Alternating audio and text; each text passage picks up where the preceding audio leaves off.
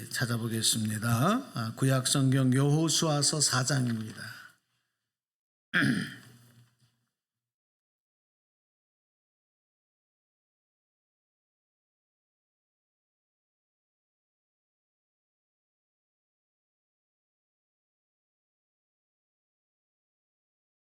여호수아서 4장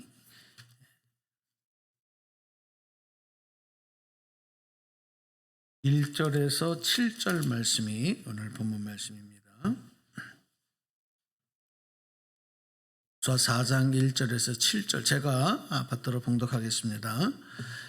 그 모든 백성이 요단을 건너가기를 마침에 여호와께서 여호수아에게 말씀하여 이르시되 백성의 각 지파에 한 사람씩 12사람을 택하고 그들에게 명령하여 이르기를 요단 가운데 제사장들의 발이 굳게 선 그곳에서 돌 12를 택하여 그것을 가져다가 오늘 밤 너희가 유숙할 그곳에 두게 하라 하시니라.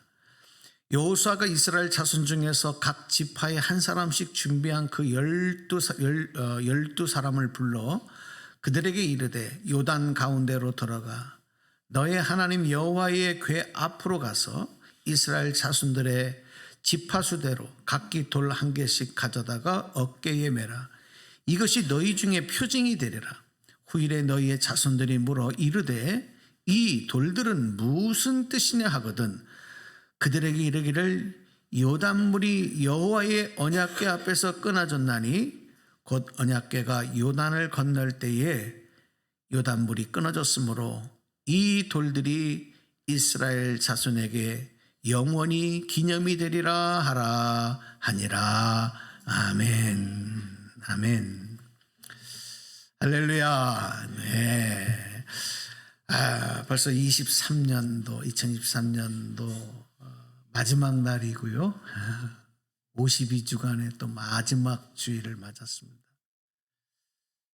오늘 성년주일 예배를 드리는 여러분에게 여기까지 함께 하신 에베네셀의 하나님의 축복이 함께 하시기를 축복합니다. 예. 이 시간 하나님 앞에서 우리는 시간에 특별히 올 한 해를 좀 되돌아보면서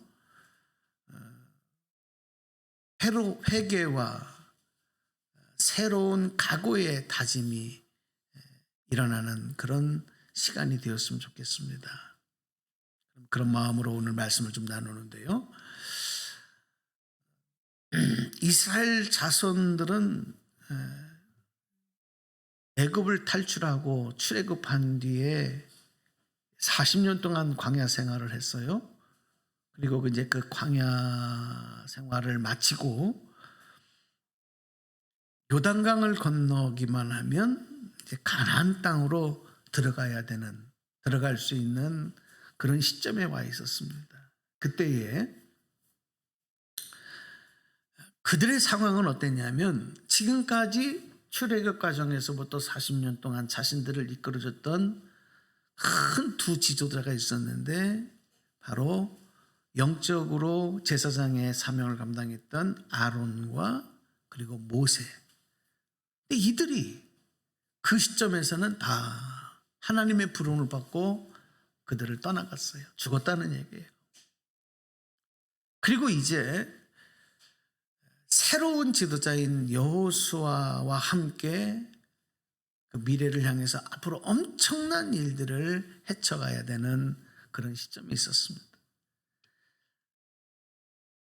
그토록 열망하고 소망했던 가나안 땅은 그들의 눈앞에 있었고 요단강만 건너가면 되었지만 그 전에 그들은 지난 40년 동안의 광야 생활을 청산하고 그죠? 그 청산한다고 하는 일은 쉬운 일은 아니에요. 40년 동안 몸에 배웠던 것들을 다 거기서 내려놓고 새로운 미래의 새로운 땅에서의 펼쳐질 일들, 평생에 경험해 보지 못했던 그 삶에 도전하는 일은 그들에게 있어서 결코 만만한 일이 아니었어요. 매우 어려운 상황이었습니다. 두렵고 떨리는 일이었습니다. 하지만 새로운 미래인 가나안 땅에 들어가는 것보다 더 중요한 것은 저들에게 지난 40년 동안의 이 광야 생활의 마침표를 찍는 겁니다. 이걸 잘 찍는 거예요.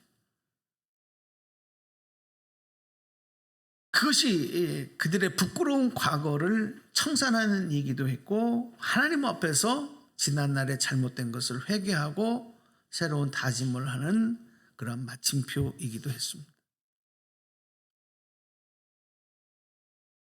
우리도 이제 2024년의 새해를 눈앞에 두고 있습니다. 시간은 흘러가고 있고, 내가 그 24년 안으로 들어가지 않아도 그 시간이 나에게 다가옵니다.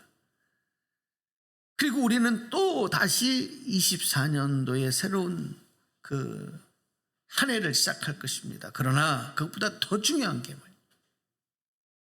올 한 해를 잘 마감하고 믿음의 마침표를 찍는 일입니다. 그것은 하나님 앞에서 올 한 해 동안 우리가 잘못한 일들, 불순종했던 일들, 믿음으로 행하지 못하고 살지 못했던 일들을 회개하는 거예요. 그 마침표를 잘 찍지 아니하고 앞으로만 나아가면 똑같은 일들이 반복, 똑같은 모습이 반복. 마치 이스라엘 백성들의 광야 40년의 반복된 삶과 같다는 말씀입니다. 자, 그래서 오늘 몇 가지로 좀 나눠서 말씀을 드리겠는데, 첫 번째, 우리가 하나님 앞에 회개해야 될 일이 뭘까? 자, 한번 우리 소리 내서 읽어봅니다. 시작. 하나님 앞에 불순종하고 하나님을 배신했던 삶을 회개해야 합니다. 이스라엘 백성들이 가나안 땅에 앞에 있었지만, 가나안 땅을 눈앞에 두고 있었지만, 그들의 삶은, 지난날의 삶은 회개할 것들 투성이었어요. 그들은 일찍이 다른 백성들보다 뛰어난 사람들이 아니에요. 그냥 한 부족을 이루고 있었던, 이름도 빛도 없던 사람들을 하나님이 선택해 주신 거예요. 그리고 하나님의 백성으로, 하나님의 기업으로 삼아주셨어요. 그러니까 이 말을 다른 말로 말하면 선택받은 민족이 되었다, 선민이 되었다라고 하는 축복을 받았어요. 그리고 그것만이 아니라 지도자로 세우신 모세를 통해서 그 두 돌판에 하나님의 말씀, 하나님의 법을 새겨서 그들에게 주셨어요. 그 계명이죠. 하나님의 법, 하나님의 계명. 이것은 그 어떤 백성들에게도 행하시지 않았던, 이스라엘 백성들만 받았던 큰 축복입니다. 은혜입니다. 그것만입니까? 그들이 출애굽을 하고 나서 40년 동안 그들은 먹는 걱정을 하지 않았어요. 매일같이 하늘의 양식인 만나와 메추라기를 주셔서 먹게 하셨고, 그리고 그 열악한 기후 환경 속에서 밤이면 불기둥으로, 낮에는 구름기둥으로 그들을 보호하셨던 거지요. 뜨거운 태양에서 막아주시고, 그 밤에 그 추운 추위에서 그들을 보호하시고 또 그들을 인도하셨어요. 그런데 그런 은혜를 누리면서도 이스라엘 백성들은 하나님의 뜻에 순종하지 못해. 하나님의 인도하심에 감사만 해도 부족한데 어떻게 해요? 원망하고 불평하고, 더 나아가서는 하나님을 배신하는 행위도 해요.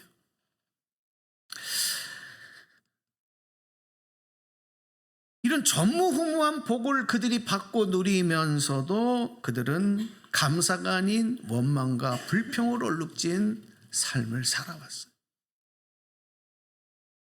대표적으로 여러분, 그들이 출애굽을 한 뒤에 2년이 지났을 때에 가나안 땅이 눈앞에 보이는 가데스 바네아라고 하는 땅에 도착을 합니다.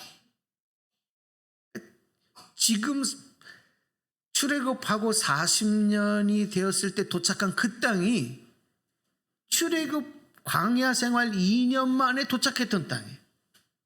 그런데 그곳에서 그들은 정탐꾼을 보내고 난 다음에 그들의 보고를 듣고 두려워 떨죠. 그래서 모세에게, 지도자에게 다시 애굽으로 우리를 돌려보내달라. 우리 돌아가자고. 온갖 불평과 원망을 쏟아냈어요. 하나님의 약속을 다 잊어버렸어요. 하나님이 그들을 보시고 가나안 입성, 그 가나안 땅에 들어가는 것을 보류하십니다. 38년간을 연장을 시켰어요. 그래서 광야 생활이 40년이 된 거예요. 이 광야 생활이 40년으로 늘어나는 근본적인 원인은 어디 있었느냐? 그들의 불평, 그들의 원망, 불평 때문에. 여러분, 오늘 우리는 올 한 해의 마침표를 찍으면서 이스라엘 백성들처럼 아까 우리가 1년 동안 우리가 예배의 찬양으로 불렀던 모든 것이 하나님의 은혜입니다. 당연한 것 하나도 없는 하나님의 은혜입니다. 여기까지 인도하신 것이 하나님의 은혜입니다라고 입술로 찬송을 했지만 하나님의 은혜를 당연한 것으로 알고 오히려 감사는커녕 원망하고 불평하고 그렇게 했던 것들, 믿음의 걸음을 걸어가지 못하고 세상 가운데서 내 생각에 빠져 살았던 것들, 여러분 다 하나님 앞에 회개하고 청산하는 은혜가 있기를 축복합니다. 이것이 오늘 우리가 송년주의를 드리면서 우리에게 요청되는 첫 번째의 귀한 도전입니다. 로마서 12장 2절 말씀 보니까 이런 말씀이 있어요. 우리 말씀을 한번 다 같이 소리내서 읽어보십시다. 시작. 너희는 이 세대를 본받지 말고 오직 마음을 새롭게 함으로 변화를 받아 하나님의 선하시고 기뻐하시고 온전하신 뜻이 무엇인지 분별하도록 하라 그랬어요. 그렇습니다. 아무리 세상이 변해도 우리는 세대를 본받지 말고 마음을 새롭게 해야 돼요. 새로운 시대에 하나님의 축복을 향해서 나아가는 우리에게 있어서 여러분, 새 마음은 씻어내는 것부터 시작합니다. 오늘 우리가 송구영신 예배를 또 드리기까지 오늘 하루의 삶이 그런 마음으로 기도하는 마음으로 우리 마침표를 찍는 시간이 되었으면 좋겠습니다.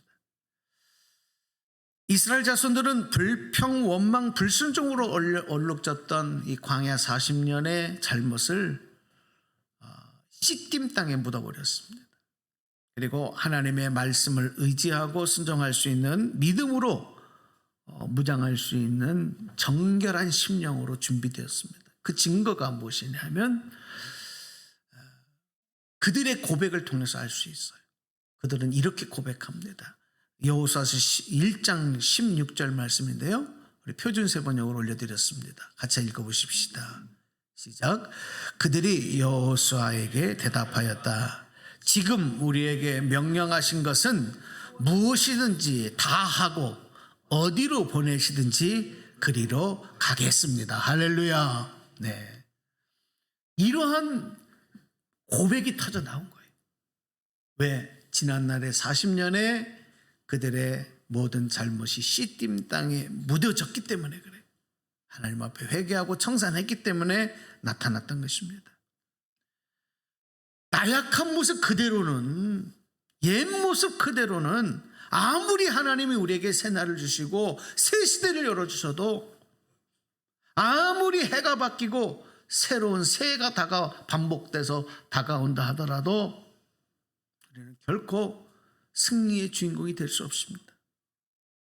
마치 우리의 죄악에 더럽혀진 심령을 그대로 가지고 천국에 들어갈 수 없고 하나님의 축복을 누릴 수 없는 것과 동일한 내용인 것이죠. 예수 그리스도의 보혈의 피로 우리의 모든 죄가 씻김받고 구원받고 거듭나서 변화되어야, 새 사람이 되어야 천국 백성이 되어지고 하나님의 축복의 주인공이 되는 이치와 똑같은 것입니다. 여러분, 그들이 건너야 할 이 요단강은 저들의 완전한 거듭남을 뜻하는 하나의 통과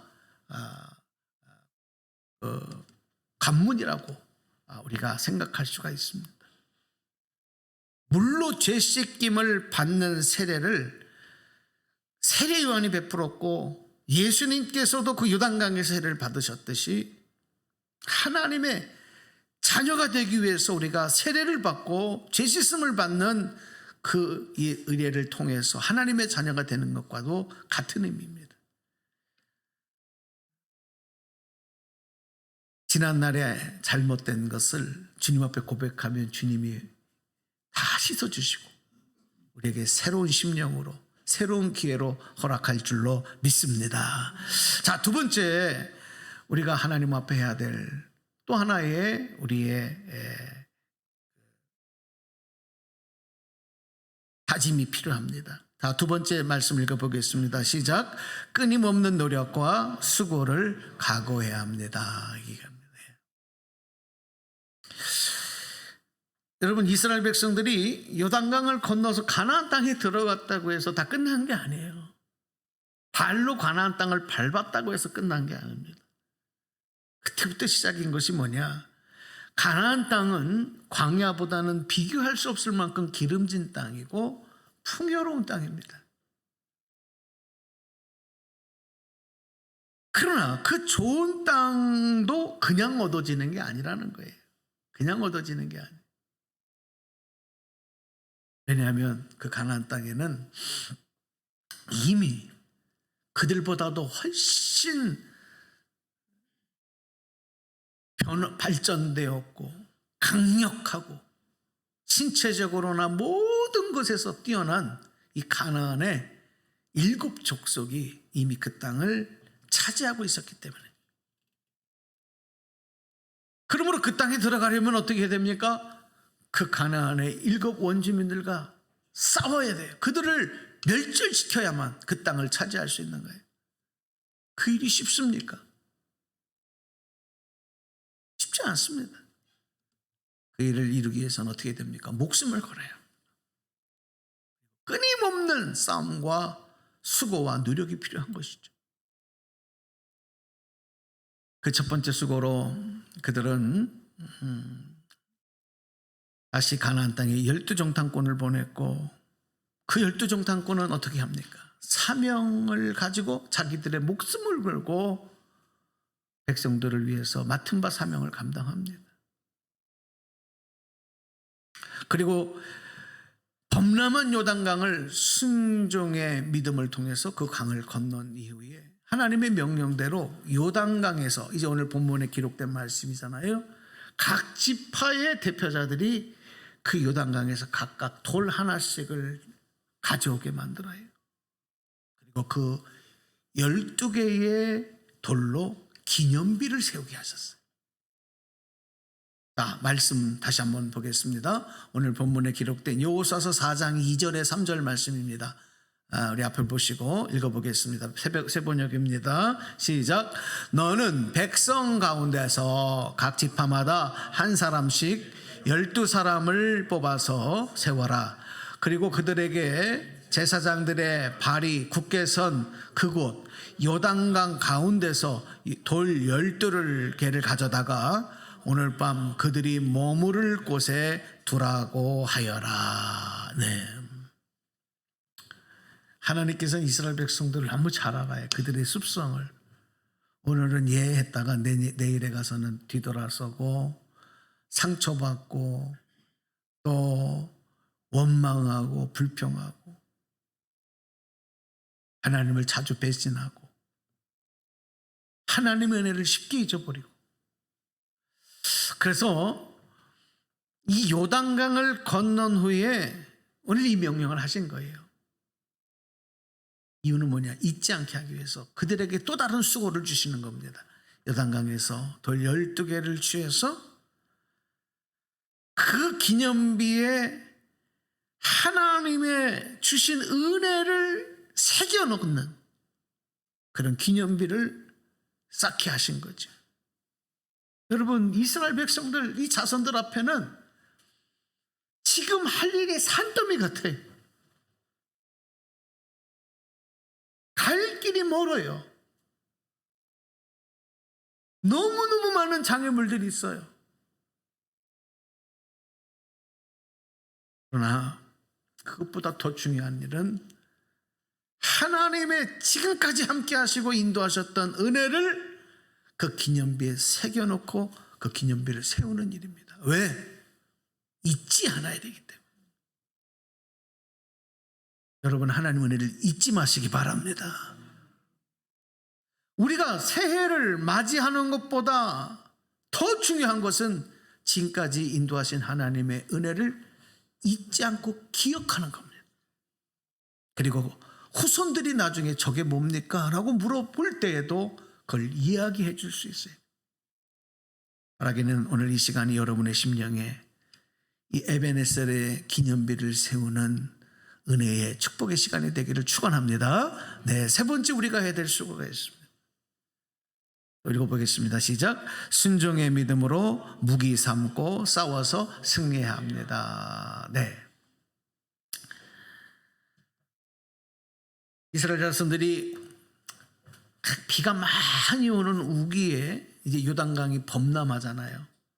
그 요단강을 하나님의 능력으로, 하나님의 은혜로 이제 아무 사고 없이 기적을 보면서 건너지요.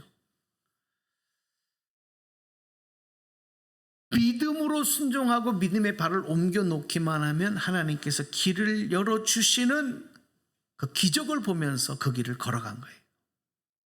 자, 그런데 여러분, 이걸로 끝입니까? 그들 앞에는 지금까지 경험해보지 못한 또 엄청난 문제가 앞에서 터져요. 엄청난 장애물이 탁 가로막고 있는 거예요. 그게 뭡니까? 난공불락의 성인 여리고 성입니다. 이 여리고 성을 넘지 못하면 가나안 땅을 차지할 수 없어요. 가나안 땅에 들어갈 수가 없습니다.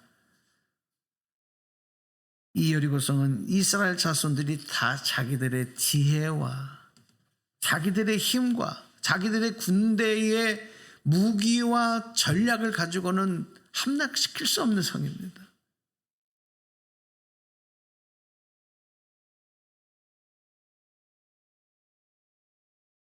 이스라엘 자손들이 지금까지 여기까지 왔지만 이 난공불락의 여리고 성을 넘지 못한다면 다 도루묵이에요. 다 헛사예요. 여러분 어떡하겠습니까?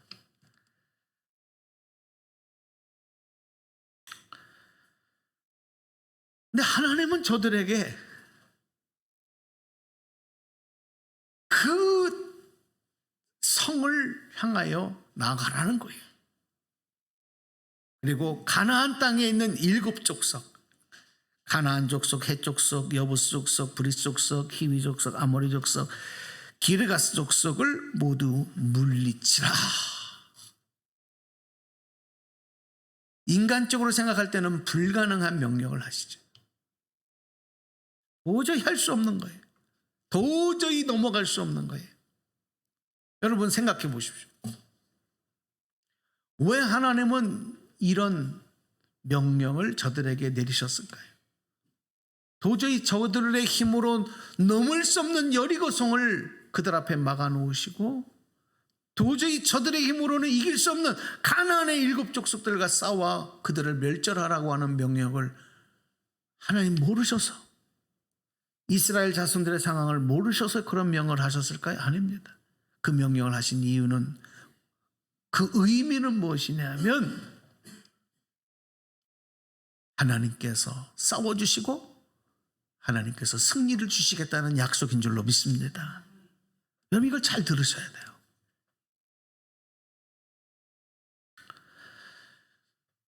2024년은 여러분 분명히 우리 앞에 옵니다.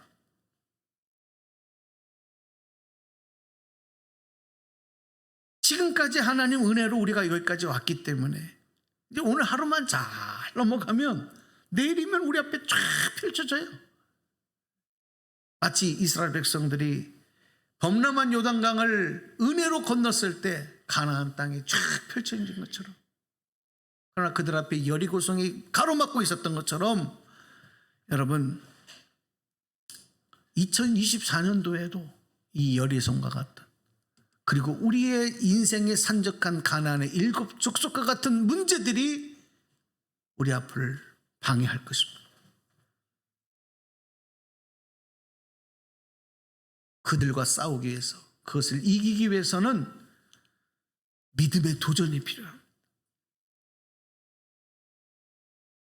지금까지 걸어왔던 것보다, 지금까지 살아왔던 것보다 더 많은 수고가 있어야 돼요. 더 많은 노력이 필요해. 여러분 우리 24년도는 만만한 해가 아닙니다. 국가적인 안보의 문제, 경제의 문제, 정치적인 문제, 우리 다음 세대들에 대한 문제, 뭐 하나도 문제가 아닌 게 없어요. 근데 이것을 우리의 힘으로 지금 극복해 가기가 너무 어렵습니다. 제가 다 설명드리지 않아도 요즘에 너무 우리가 정보 체계가 많이 발달되기 때문에 아시잖아요. 뉴스를 통해 다 듣고 계시잖아요. 어떻게 합니까? 그런데 하나님 우리에게 명령하셔요. 한번 따라서 합시다. 믿음으로 나아가라. 믿음으로 도전하라. 여러분 우리 힘으로는 안 돼요. 여러분 우리의 힘으로 어떻게 저 열강들인 미국, 러시아, 중국, 일본, 여러분 이런 나라들하고 어떻게 싸워 이깁니까? 말도 안 됩니다. 저 북한의 핵, 여러분 우리 힘으로 어떻게 저걸 막습니까? 이 글로벌 경제 위기, 여러분 우리나라는 물건을 만들어서 수출해서 먹고 사는 나라예요. 이 글로벌 전 세계 경제 위기는 우리나라에게 대단히 위기입니다. 세계 최고로 고령화 사회고요. 세계 최저의 출산율 0.7을 찍었습니다. 이런 더 전 세계에 이런 나라 없습니다. 미래가 어둡다는 얘기죠. 그런데 하나님은 우리에게 오늘 다시 말씀하는 거예요. 너희들의 힘으로는 안 되지만 어떻게 해라? 믿음으로 도전하라. 믿음으로 나가라. 그것은 뭐예요? 하나님이 싸워주시고 하나님이 승리 주시겠다는 약속인 줄로 믿습니다. 우리는 그걸 붙들어야 됩니다. 여러분의 삶의 현장에서 아무리 노력한다 하더라도 여러분 올해 한 해와 내년은 더 힘들어지면 더 힘들어지지 좋아질 턱이 없습니다. 우리나라 경제도 마찬가지, 정치도 마찬가지. 그러나 가능성은 하나입니다. 하나님이 하시면 됩니다. 할렐루야. 그래서 여러분 하나님 앞에 투자하셔야 돼요. 하나님 앞에 맡기셔야 돼요. 이게 믿음입니다. 이스라엘 백성들이 그 믿음을 가지고 그 수고와 노력을 다짐하면서 나갈 때 놀라운 일들이 펼쳐져요. 그러나 그들의 삶에는 여전히 수고와 노력이 따릅니다. 마지막으로 이 말씀을 드립니다. 이들이 가나안 땅에 들어갔는데 여러분 그 다음부터 더 어려운 문제가 터진 것은 이런 외형적인 문제만이 아니라 40년 동안 하나님이 매일 아침마다 내리셨던 양식이 끊어지는 거예요. 만나가 더 이상 내리지 않습니다. 그들이 땅에서 얻은 소산물을 취하여 먹어야 되는 거예요. 무슨 말이냐? 농사하여서 결실한 것을 먹어야 되었다는 얘기입니다.